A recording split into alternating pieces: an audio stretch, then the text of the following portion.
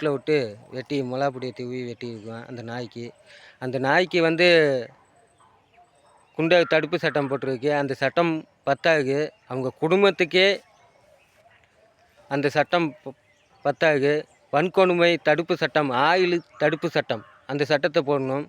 அந்த சட்டத்தை போடலனால் அந்த வெட்டின நாயை என்ன செய்யணும், நடு ரோட்டில் வெளிநாடு மாரி நடு ரோட்டில் சிக்னலில் தூக்கில் போட்டு கொல்லணும்.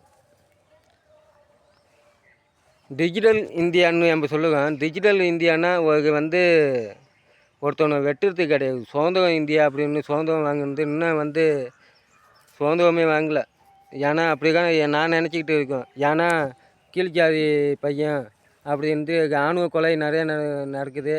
இளவரசன் தம்பி இளவரசன், அடுத்தது திவ்யா இளவரசன், அடுத்தது வந்து சங்கர், இன்னும் நான் சொல்லலாம்.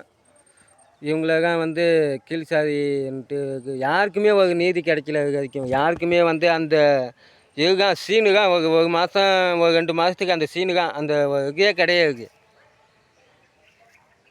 அண்ணன் ஸ்டாலினுக்கு நான் இப்போ கோரிக்கை வைக்கிறது, சிஐடியை வச்சு அவங்க ஃபோனு எல்லாத்தையும்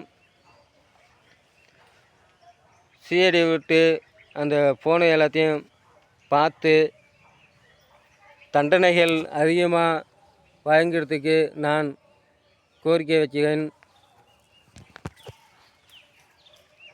இல்லைன்னா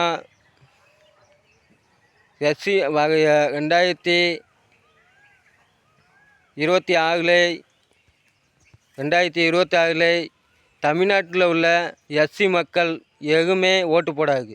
எந்த கட்சிக்குமே எஸ்சி மக்கள் எதுவுமே ஓட்டு போடாது. ஏன்னா நான் இப்போ வந்து பேசுவேன்னா நான் ஜாதியை பார்த்து பேசலை.